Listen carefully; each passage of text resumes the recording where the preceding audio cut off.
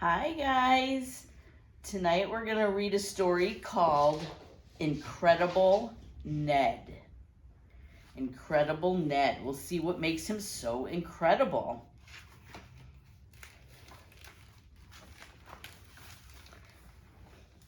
Incredible Ned. You could see what he said.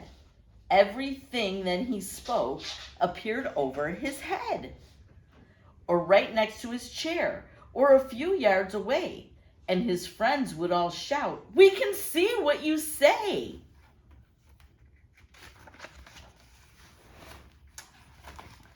When Ned said gorilla, the kids all jumped back, for they saw a gorilla and feared an attack.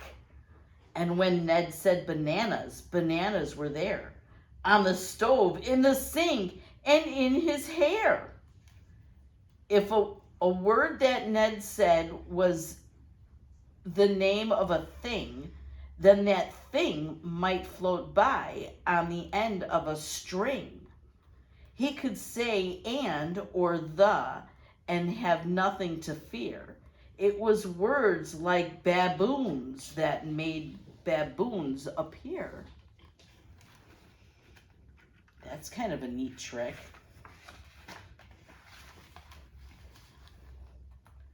It started when Ned was a child of 1.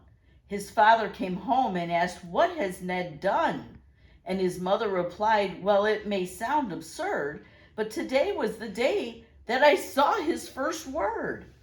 "You saw his first word? You saw his first word? Don't you really mean heard?"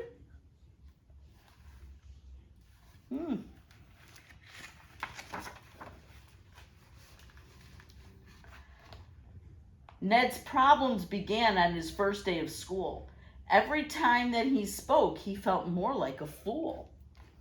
When the things that he said appeared over his head, or on top of his desk, or a few rows away. Then his classmates would shout, "We can see what you say!" When Ned said giraffe, you could see a giraffe, and his neck was so long, it made everyone laugh. I wouldn't want everyone to know what I think. When Ned said parade, one appeared by the wall and marched straight through the class and out into the hall. No wonder the children didn't get their books read. It was so much more fun just to watch what Ned said. Then his teacher complained, "We're not getting work done. With young Ned in class, school is much too much fun. I can't get him to stop. Every day it gets worse. I will have to get help. Ned must go see the nurse."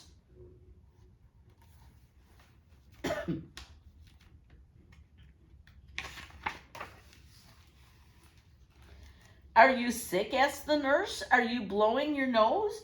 Have you started to sneeze? Are there pains in your toes? Have you eaten too much? Have you had any spills? You might need some time off, or you could need some pills."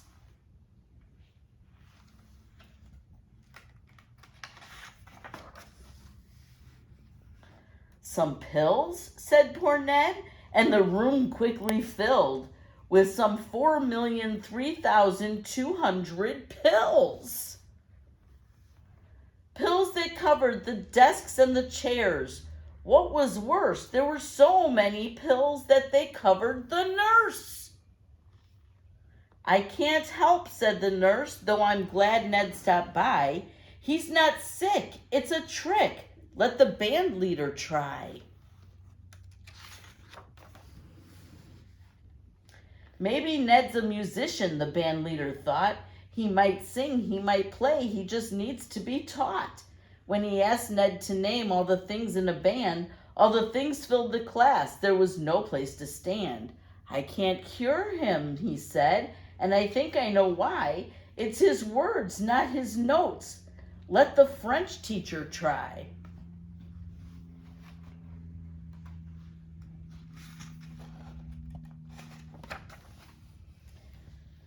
"Zut," the French teacher said, "Ned needs new things to say.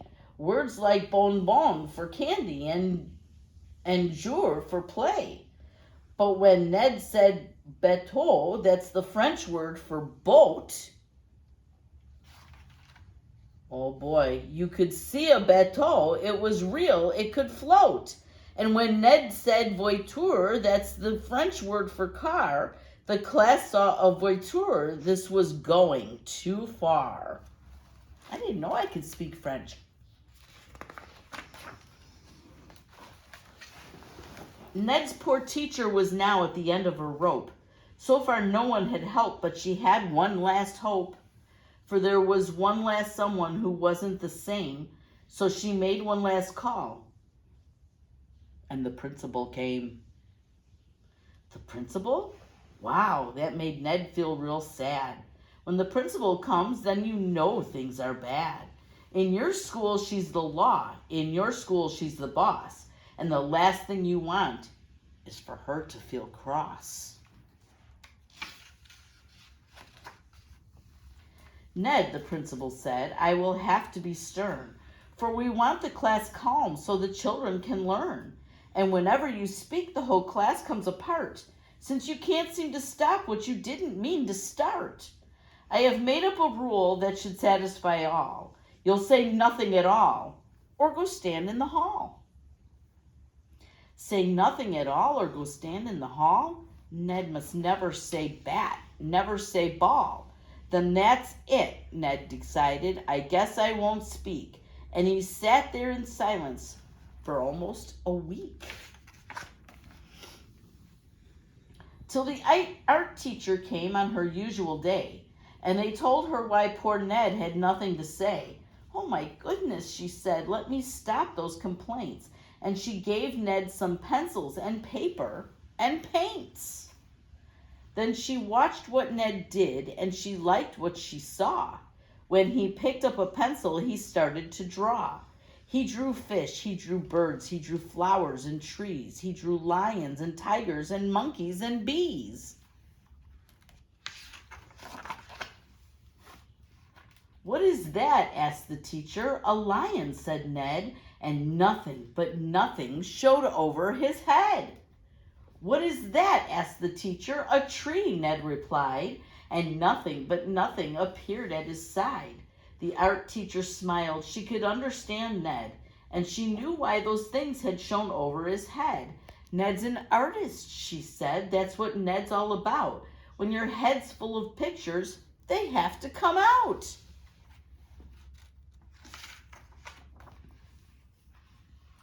Now, to show those great pictures that lived in his head, Ned didn't need to use words. He could draw them instead, because painting and talking are equally real. They're just two different ways to show folks how you feel. And as long as Ned colored and painted and drew, he could speak just like me. He could talk just like you. And nothing, he said, appeared over his head, or right next to his desk, or a few yards away.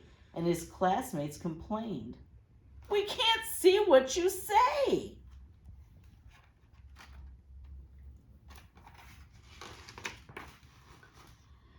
But at times when young Ned is at home late at night, when he's opened his window and turned out his light, with his pens put away and his paints on the shelf, when he's sure he's alone, he'll say moose to himself. And a moose will appear at the foot of his bed, and he'll know that he still is Incredible Ned.